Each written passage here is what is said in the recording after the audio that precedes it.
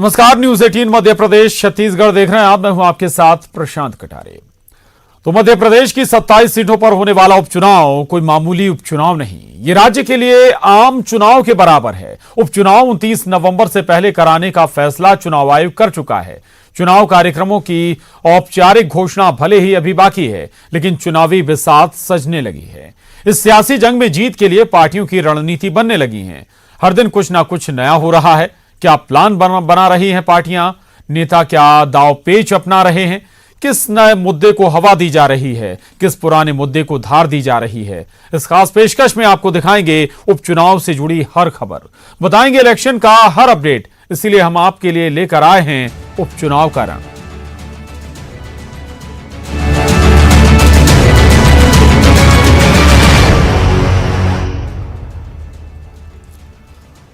और इस खास पेशकश में सबसे पहले बात जिसे सुनने के लिए राजनीतिक पार्टियों के कान तरस रहे थे। जी हां, उपचुनाव की रणभेरी जल्द बज सकती है। केंद्रीय चुनाव आयोग ने इसके साफ संकेत दे दिए हैं। चुनाव आयोग ने कहा है कि बिहार विधानसभा चुनाव के साथ ही मध्य प्रदेश में 27 सीटों पर उपचुनाव कराया जाएगा। उन्होंने तो यहां तक कह दिया है कि चुनाव 29 नवंबर के पहले करा लिए जाएंगे। सही समय पर चुनाव की तारीखों का ऐलान भी कर दिया जाएगा। चुनाव आयोग के इस बयान के साथ ही प्रदेश में चुनावी सरगर्मी और तेज होने वाली है।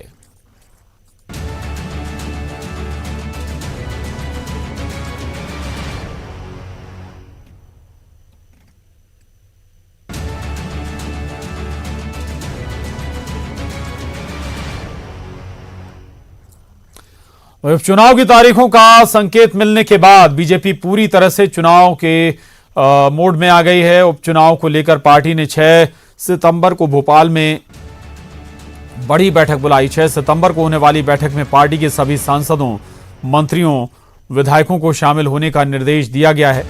उपचुनाव को लेकर पार्टी रणनीति तैयार करेगी। 27 सीटों पर होने वाले इस उपचुनाव में सरकार की प्रतिष्ठा दांव पर है, लिहाजा पार्टी सभी की जिम्मेदारियां बैठक में तय करेगी।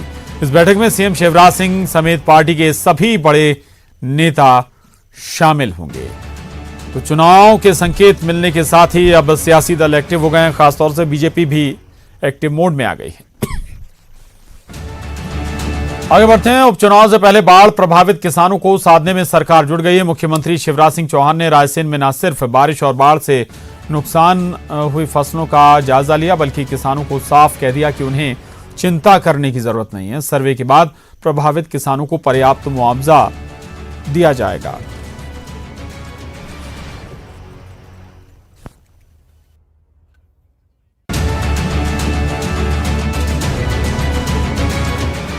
तारीख को मैं खाते गांव में खराब फसल देख के लौट रहा था। भोपाल पहुंचा और सब तरफ से खबर आने लगी। जबलपुर संभाग में भारी बारिश, जबलपुर, मंडला, डिंडोरी, बालाघाट, छिंदवाड़ा, सिवनी, नरसिंहपुर, होशंगाबाद, रायसेन, विदिशा, भोपाल आसपास के पूरे इलाकों में मूसलाधार बारिश। और रात से खबर आने लगी कि बरगी ओवरफ्लो हो रहा है बांध। बरगी हो, बारना हो, तबाह हो, कोलार हो, बड़ा तालाब हो, कलिया सौत हो। अब उस दिन रात भर मैंने आंख नहीं लगाई। जब चारों तरफ से बाढ़ बढ़ने का संकट आ रहा था, नर्मदा जी की बाढ़ भी कई जगह 73 के ऊपर पहुंच गई। लोग कह रहे थे कि 73 में भी ऐसी बाढ़ नहीं आई थी। होशंगाबाद के नीचे चारों तरफ जलो जथा, बीलो पानी पानी। अब ऐसी हालत में चुनौती थी। पहली चुनौती थी लोगों की जिंदगी कैसे बचे।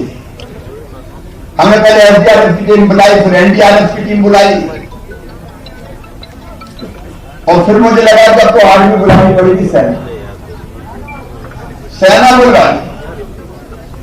फिर हमने एयरफोर्स बुलाई, तो हेलीकॉप्टरों से लोग निकाले। रायसेन के बाद मुख्यमंत्री शिवराज सिंह चौहान सीहोर पहुंचे। सीहोर के नसरुल्लागंज ब्लॉक के सीएम ने बाढ़ प्रभावित गांव का दौरा किया और बाढ़ पीड़ितों से मुलाकात की। इस मौके पर सीएम ने बाढ़ पीड़ितों को हर संभव मदद करने का भरोसा दिलाया। बीमा योजना का लाभ अभी करवा के दिलवाने का काम, गरीब के घर गिर गए तो घर बनवाएंगे, आंशिक क्षति हुई तो उसकी पैसा देंगे, घरों में पानी घुसने पे नुकसान हुआ है तो उसकी राहत की राशि देंगे। सारी व्यवस्थाएं जो जरूरी है आम जन की वो करेंगे। बिजली के बिल मैंने स्थगित कर दिए जो बड़े बड़े आए थे। जो गरीब छूट गया उसको राशन दिया जाएगा, उसका नाम भी जोड़ा जाएगा। जनता के लिए सरकार है, सारी व्यवस्थाएं बनाई जाएगी। उधर बीजेपी ने पार्टी के किसान मोर्चा को अन्नदाताओं के पास जाकर उनकी समस्याएं सुनने और निराकरण करने की जिम्मेदारी सौंपी है, जिसके बाद किसानों की पीड़ा सुनने के लिए बीजेपी किसान मोर्चा के प्रदेश उपाध्यक्ष प्रेम नारायण पटेल सांवेर पहुंचे। बीजेपी की इस कवायद पर कांग्रेस ने निशाना साधा। पार्टी का कहना है कि मध्य प्रदेश के किसान बीजेपी की असलियत जान चुके हैं और बीजेपी को मुंह की खानी पड़ेगी।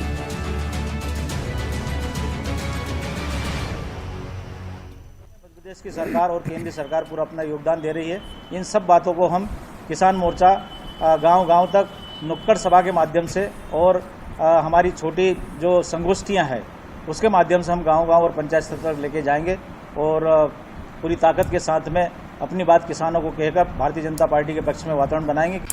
पूरा इंदौर शहर ही नहीं, पूरा समूचा मध्य प्रदेश इसके लिए गवाह है कि यहाँ भू माफिया हो, शुद्ध के लिए युद्ध हो या किसान ऋण माफी हो या अनेक ऐसी योजनाएं थी जो कमलनाथ जी ने करी है। अगर वो लेके भी जाते हैं तो उनको मुंह की खाना पड़ेगी गाँव।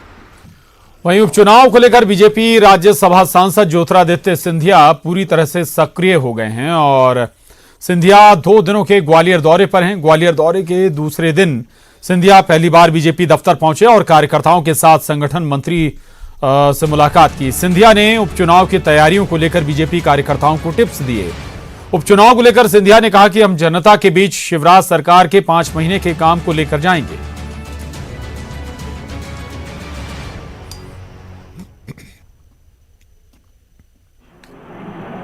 कांग्रेस के जैसे हम खाली हाथ नहीं जा रहे। 5 महीने का कार्यकाल जो हमारे मुख्यमंत्री का शिवराज सिंह जी का रहा है, उसमें जिस तरीके से जनता के प्रति एक लगाव और श्रद्धा के साथ उन्होंने कार्य किया है। पीसीसी अध्यक्ष कमलनाथ के प्रस्तावित ग्वालियर दौरे पर ज्योतिरादित्य सिंधिया ने निशाना साधा और कहा कि अब कौन सा मेगा शो करने वाले हैं कमलनाथ। सिंधिया ने कहा कि कमलनाथ के 15 महीने के शो को तो जनता देख चुकी है।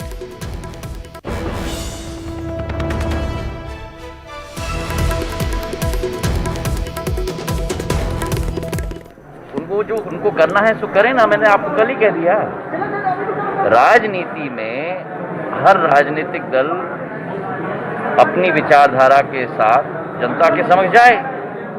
अब वो कौन सा शो करना चाहते हैं, 15 महीने का शो तो जनता ने देख लिया, अब क्या शो करना चाहते हैं वो देख लें। वहीं उपचुनाव में युवा वोटरों पर कांग्रेस की पैनी नजर है। भोपाल में नौकरी की मांग को लेकर प्रदर्शन कर रहे बेरोजगार संघ के प्रदर्शन में कांग्रेस के दिग्गज नेता शामिल हुए। पूर्व मुख्यमंत्री दिग्विजय सिंह के साथ पूर्व मंत्री पीसी शर्मा बेरोजगारों के प्रदर्शन में शामिल हुए और उनकी मांगों का समर्थन करते हुए शिवराज सरकार पर जमकर हमला बोला। हालांकि प्रदर्शन की अनुमति नहीं होने के कारण पुलिस ने प्रदर्शनकारियों को रोका और नहीं रुकने पर लाठीचार्ज भी किया। साथ ही कई प्रदर्शनकारियों को हिरासत में ले लिया।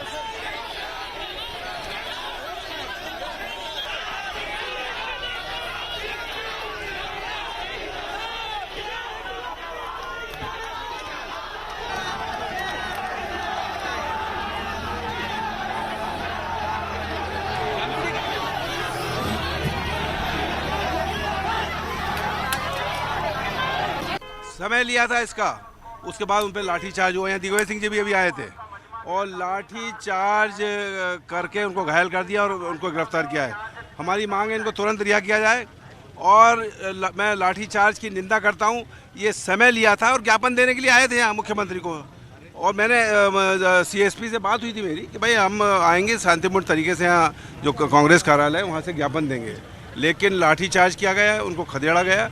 इसकी घोर निंदा करता हूँ और इसकी जांच की मांग करता हूँ। देखिए, मैंने कहा कि कांग्रेस के नेताओं को बेरोजगारों के नाम पर राजनीति करना है, बेरोजगारों के नाम पर राजनीति कर रहे हैं, और इसलिए अगर बेरोजगारों का आंदोलन था तो फिर कांग्रेस के नेता क्यों गए थे। बेरोजगारी के मुद्दे पर केंद्र और प्रदेश की बीजेपी सरकार को घेरने के लिए यूथ कांग्रेस ने प्रदेश में रोजगार 2 कैंपेन की शुरुआत की है। यूथ कांग्रेस लोगों को मिस्ड कॉल के जरिए अभियान से जोड़ेगी। अभियान की शुरुआत यूथ कांग्रेस के राष्ट्रीय अध्यक्ष श्रीनिवास बीवी ने कांग्रेस दफ्तर से की। श्रीनिवास बीवी ने रोजगार मुहैया नहीं करा पाने के लिए केंद्र और प्रदेश सरकार को जिम्मेदार बताया है। अभियान के लिए यूथ कांग्रेस ने एक सॉन्ग भी लॉन्च किया है जिसमें युवा मजदूर रोजगार की मांग करते हुए नजर आ रहे हैं। वहीं बीजेपी ने कांग्रेस पर पलटवार करते हुए कहा कि रोजगार के मुद्दे पर युवाओं में भ्रम फैलाने की कोशिश कांग्रेस कर रही है। जनता के बारे में सोचो ना, 7,500 रुपए उनके खाते में आप डाल सकते, क्यों नहीं डालने के लिए कोशिश नहीं कर रहे? तो इनके पास करना है तो कुछ भी कर सकते हैं, इनके पास सोच ही नहीं है। चुनाव के समय भी कांग्रेस ने अपने वचन पत्र में इस बात को कहा था कि वो सरकार में आएंगे तो युवाओं को नौकरी देंगे और साथ में 4,000 रुपये बेरोजगारी भत्ता भी देंगे। मैं कांग्रेस के नेताओं से पूछना चाहता हूं कि उनने कितने नौजवानों को 4,000 रुपये बेरोजगारी भत्ता दिया, कितने नौजवानों को नौकरी दी। इसकी पेन ड्राइव हम लोगों को उपलब्ध कराएं, वो इसकी पेन ड्राइव क्यों नहीं दे रहे?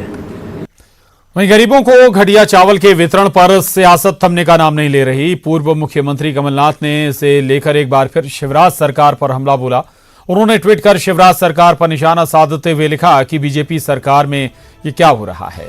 पूर्व मुख्यमंत्री ने पीडीएस के चावल समेत दूसरी राशन सामग्रियों की भी जांच कराने की मांग की है।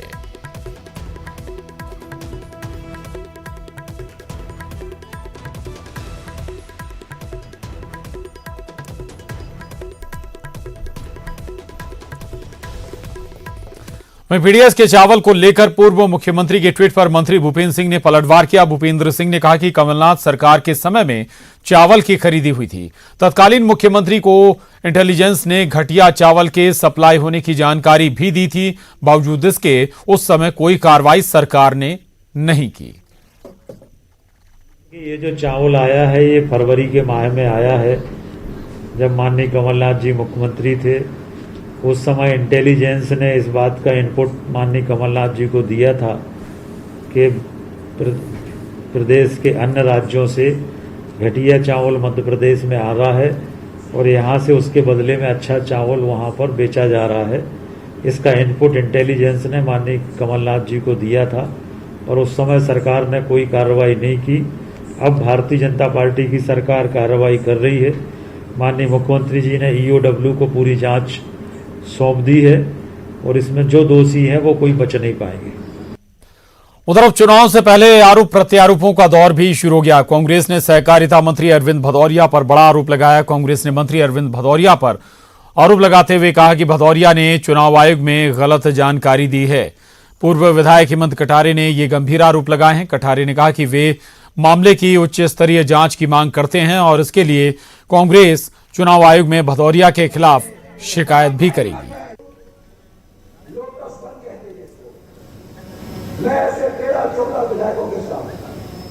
है कि अरविंद सिंह भदौरिया मध्य प्रदेश के सबसे झूठे मंत्री हैं।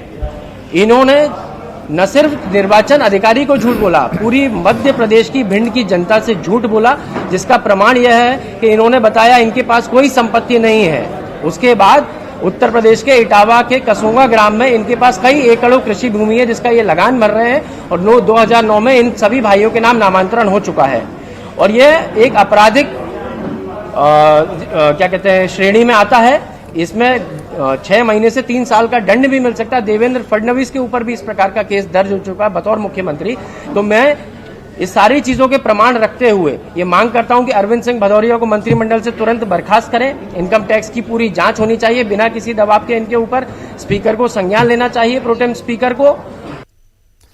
उधर सागर में उपचुनाव को लेकर दोनों बड़ी पार्टियां तैयारियों में जुट गई हैं। सागर के सुर्खी में बीजेपी पूरी ताकत झोंक रही है तो वहीं कांग्रेस भी बूथ स्तर की बैठकें लगातार कर रही है।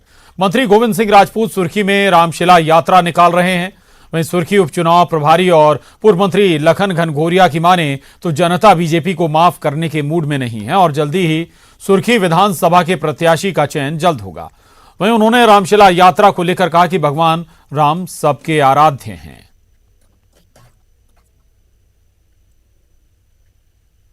सामने वाले प्रत्याशी जो हम देख रहे हैं और महसूस कर रहे हैं, उसमें स्पष्ट परिलक्षित हो रहा है कि आम जनमानस इनको किसी भी तरीके से बख्शने के मूड में नहीं है।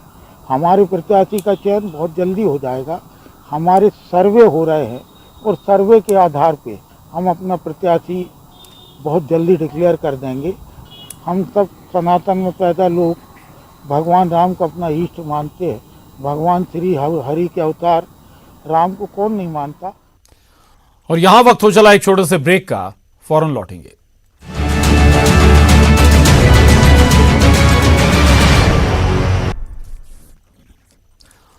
और अब कुछ और अहम खबरों का रुख करते हैं। प्रधानमंत्री नरेंद्र मोदी ने वेबिनार के जरिए ट्रेनिंग पूरी कर चुकी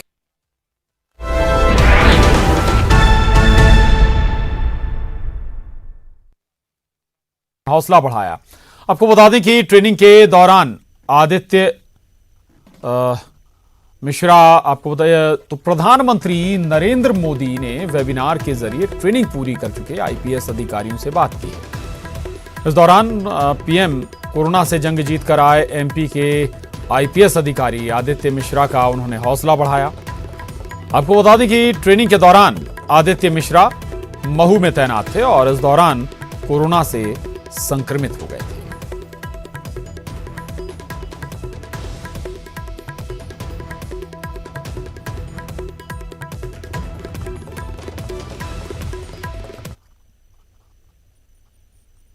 बड़ी खबर भोपाल से है। चावल घोटाले में ईओडब्ल्यू की जांच तेज हो गई है। ईओडब्ल्यू मुख्यालय मामले की मॉनिटरिंग कर रहा है। मंडला बालाघाट में घटिया स्तर का चावल बांटा गया था। कस्टम मिलिंग में नियमों में अनियमितता और शासन से अनुमति की शर्तों का भी उल्लंघन हुआ है। मिलावट समेत कई दूसरे बिंदुओं पर भी ईओडब्ल्यू जांच कर रहा है। ईओडब्ल्यू की जबलपुर इकाई विस्तृत जांच रिपोर्ट इस पर देगी। वहीं प्राथमिक जांच के बाद एफआईआर की प्रक्रिया भी चल रही है। तो ये बड़ी खबर, अहम खबर है। मामले में लगातार अब गहन जांच हो रही है। ईओडब्ल्यू ने जांच तेज कर दी है। मनोज राठौर हमारे साथ जुड़ गए हैं और जानकारी के साथ। मनोज, घटिया चावल वितरण मामले में अब ईओडब्ल्यू की जांच और तेज हो गई है। क्या कौन से नए पहलू सामने आए हैं? आज बिल्कुल जिस तरीके से सरकार की तरफ से निर्देश दिए गए थे, उसके बाद पुलिस मुख्यालय स्तर पर यह निर्णय लिया गया कि इस पूरे मामले की जो जांच है वो ईओडब्ल्यू की जबलपुर इकाई करेगी। हालांकि तमाम बिंदुओं को लेकर एफआईआर दर्ज करने से पहले प्राथमिकी जांच जो है ईओडब्ल्यू जबलपुर इकाई ने दर्ज की थी, लेकिन जो मुख्यालय है ईओडब्ल्यू का भोपाल में, वो लगातार इसकी मॉनिटरिंग कर रहा है जांच की। यही कारण है कि मंडला और बालाघाट में जो चावल वितरण किया गया था वो ये पाया गया कि निम्न मानक का था। कस्टम मिलिंग के नियमों में अनियमितता का जो बिंदु है उस पर भी जांच की जा रही है और शासन से जो अनुमति की जो शर्त थी उसका भी यहाँ पर उल्लंघन की बात सामने आ रही है। मिलावट समेत ऐसे कई इस पूरे मामले से जुड़े बिंदु है जिस पर अब जांच तेज हो गई और प्रशांत, अब इस जांच के बाद एफआईआर की प्रक्रिया भी की जा रही है और जल्द ही इस पर प्राथमिक जांच दर्ज होने के बाद एफआईआर भी दर्ज होगी, क्योंकि ये देखा जा रहा है कि इस घोटाले में कौन कौन लोग। बिल्कुल, एफआईआर की भी जल्दी तैयारी है और मामले में लगातार आगे जांच बढ़ रही है। ईओडब्ल्यू लगातार जो मुख्यालय है वो मॉनिटर कर रहा है पूरे मामले पर। और शुक्रिया आपका मनोज इस पूरी जानकारी के लिए। आगे बढ़ते हैं खबर रायपुर से, जहां राज्यपाल अनुसुईया उइके क्वारंटाइन हो गई हैं। 15 सितंबर तक क्वारंटाइन रहेंगी अनुसुईया उइके और राज्यपाल उइके गृह जिला छिंदवाड़ा में 15 सितंबर तक क्वारंटाइन रहेंगी। बढ़ते कोरोना संक्रमण के मद्देनजर विशेष सावधानी बरतें, ये अपील भी की है राज्यपाल उइके ने। बच्चे और बुजुर्गों को घर पर ही रखें। रोग प्रतिरोधक क्षमता बढ़ाने वाले तत्वों का सेवन करें।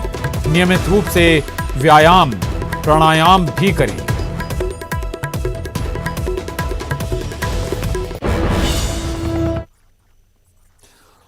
और खबर रायपुर से, रक्सेल गैंग के गुर्गों का जुलूस निकाला गया है। गिरफ्तार दोनों गुर्गों का पुलिस ने जुलूस निकाला। मेडिकल के बाद अस्पताल से कोर्ट तक ये जुलूस निकाला गया है। सुनील मंडोतिया अंकित उर्फ गोल्डी का जुलूस निकाला गया है। युवक को अर्धनग्न कर उन्होंने बेरहमी से पिटाई की थी और ये युवक न केवल एक युवक को बुरी तरह से पीटने के आरोपी हैं, बल्कि इन दोनों युवकों पर आरोप है नशीली दवाओं की तस्करी का, अवैध वसूली का, और इसके बाद इन्हें गिरफ्तार किया गया और इनका बड़ा जुलूस निकाला गया।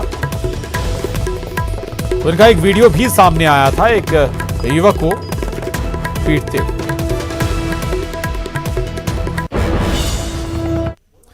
खबर शिवपुरी से, कोरोना संदिग्ध की मौत हो गई है। दुकान में काम करने के दौरान जान गई है। कई घंटों से दुकान में ही शव पड़ा हुआ है। मौके पर पुलिसकर्मी और एम्बुलेंस मौजूद हैं। कोरोना के डर से कोई पास नहीं जा रहा है। गुरुवार को मृतक का कोरोना टेस्ट हुआ था और अभी तक रिपोर्ट नहीं आई है। तो राठौर मोहल्ले की ये घटना बताई जा रही है। तो शिवपुरी से ये खबर है, जहां कोरोना संदिग्ध की मौत हो गई है। दुकान में काम करने के दौरान ही शख्स ने दम तोड़ दिया। कई घंटों से दुकान में ही शख्स का शव पड़ा हुआ है। हालांकि मौके पर पुलिसकर्मी और एम्बुलेंस भी मौजूद है, लेकिन कोरोना के डर से कोई भी शख्स के पास नहीं जा रहा है। दरअसल गुरुवार को मृतक का कोरोना टेस्ट हुआ था, लेकिन अभी तक जो कोरोना की रिपोर्ट है वो नहीं आई है। तो शख्स की दुकान में ही मौत हो गई है। ये मामला शिवपुरी का है और चूंकि कोरोना संदिग्ध है ये शख्स, इसका कोरोना टेस्ट हुआ है लेकिन अभी तक रिपोर्ट नहीं आई है। इसके बाद पुलिस भी मौके पर है, स्वास्थ्य विभाग भी मौके पर पहुंचा हुआ है एम्बुलेंस के साथ, लेकिन कोई भी शख्स के पास नहीं जा रहा है। कोरोना का डर यही वजह है। हालांकि रिपोर्ट अभी तक नहीं आई है कि ये शख्स कोरोना पॉजिटिव है या नहीं। खबर रायपुर से, नक्सलियों के खिलाफ स्टेट लेवल कोऑर्डिनेशन कमेटी की बैठक खत्म हो गई है। नक्सलियों के खिलाफ अभियान तेज करने की रणनीति बनी है। इस बैठक में सीआरपीएफ, बीएसएफ, आईटीबीपी, आईबी के अधिकारी भी बैठक में शामिल हुए। बस्तर संभाग के आईजी समेत अन्य अधिकारी भी इस बैठक में शामिल हुए। वहीं डीजीपी डीएम अवस्थी की अध्यक्षता में ये महत्वपूर्ण बैठक हुई है और बैठक में नक्सलियों के खिलाफ स्टेट लेवल कोऑर्डिनेशन कमेटी की जो बैठक वो खत्म हो गई और नक्सलियों के खिलाफ अभियान तेज करने की रणनीति इस बैठक में बनी।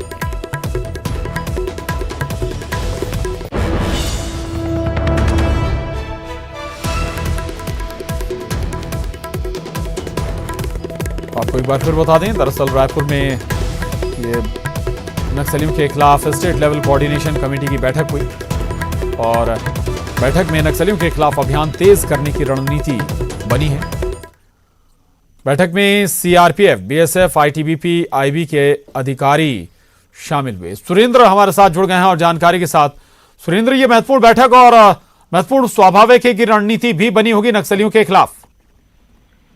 देखिए, जिस तरह से ये पूरा बैठक हुई है और पूरी समीक्षा की गई है और सभी अधिकारी थे जो पैरामिलिट्री फोर्स के जवान के जो आला अधिकारी हैं वो इस बैठक में शामिल थे और डीजीपी इसकी बैठक की अध्यक्षता की है। साथ ही जिस तरह से नक्सलियों के खिलाफ अभियान तेज करने के लिए डीजीपी ने ये रणनीति बनाई है कि किस तरह से, क्योंकि अभी एक महीने के बाद जिस तरह से बारिश कम होगी तो किस तरह से घेर के उनकी माद में उनको मात देनी है, तो इसकी रणनीति बनी है। साथ ही जिस तरह से अभी कुछ दिन पहले ही माओवादियों ने कुछ अलग अलग इलाकों में अपने तांडव दिखाए हैं, तो उनको किस तरह से रोका जाए ये रणनीति बनाई गई। क्योंकि बस्तर आईजी भी इस बैठक में मौजूद थे, तो अब ये रणनीति बना ली गई है। ये माना जाए कि 3 महीने का समय दिया गया है, तो जिस तरह से बारिश जैसे ही थमेगी, क्योंकि उस इलाके में अभी बारिश का जिस तरह से ज्यादा था, वहाँ पे जो नाले थे उफान पे थे, तो अभी थोड़ा सा पानी जब उतरेगा तो ये रणनीति बनी है कि वहाँ पर जो आईटीबीपी के और साथ ही सीआरपीएफ के और बीएसएफ के और